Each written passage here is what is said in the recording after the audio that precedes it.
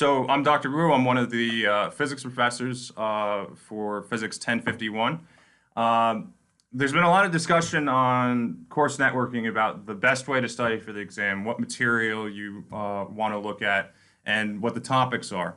And so what I'm going to do is I'm going to put together a series of videos that are going to cover all of the material that's going to be on the exam.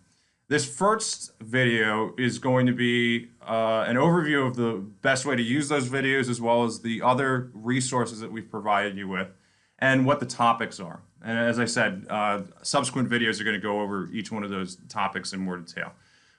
So when you're sitting down to study for the exam, first start now. If you're starting this time next week, you're running out of time and you're cramming, and you're not going to retain the material well enough to do well on the exam.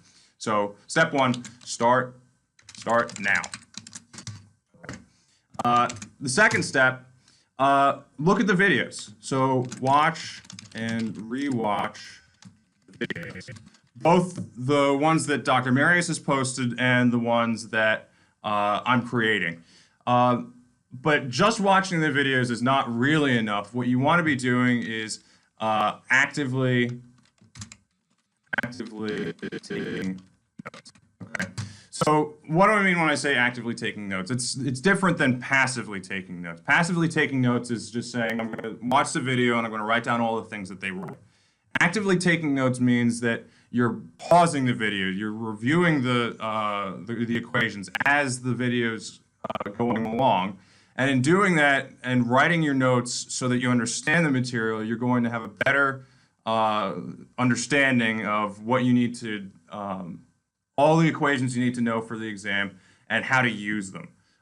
It really kind of gets at what the root of what we'd like you guys to take away from the course, and that's not just taking an equation and plugging things into it, but really understanding the meaning of the equations. When can I use them? When can I not use them?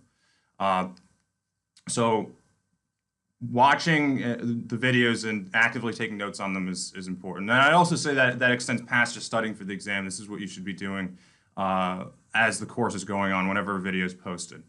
Okay. The third thing that we want to do is to start on the line first. The third thing that you want to do is work old problems from learning catalytics if you're in my section or Dr. Susan's section. The worksheets that Dr. Marius has put together that are very good tutorials, book problems, and other problems from videos. Okay. Now again, this is from. Okay. So the other thing when it comes to working problems is, again, it's not enough just to work the problems with a solution already in hand. Anybody can take a solution that somebody else has already written and then rewrite that solution.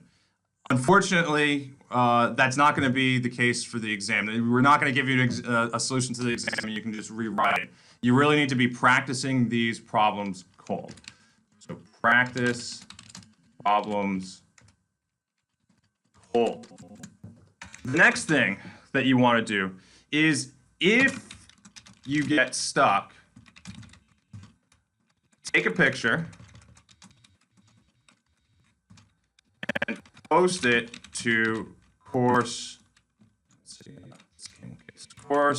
networking. So the whole idea behind using course networking is it gives you guys a platform to be able to discuss the problems that you're working on with each other.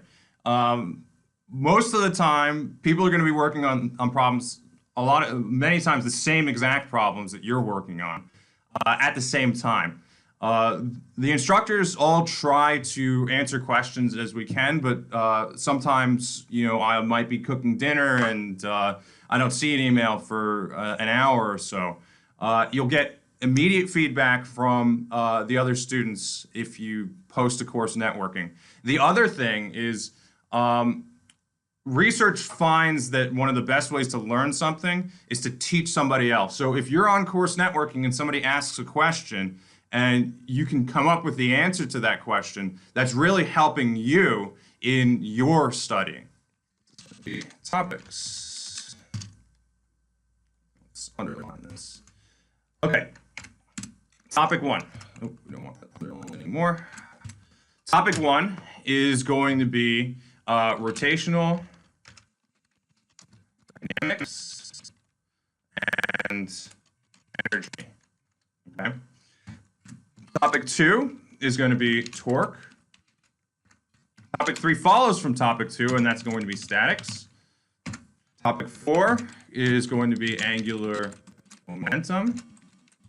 And topic 5 is going to be fluids. Okay. Like I said, I'm going to put together more videos on each of these individual topics. And hopefully in doing that and following the strategies that I've laid out for you on the left, you'll be very well prepared for the exam. Okay? I'll see you guys in the next video.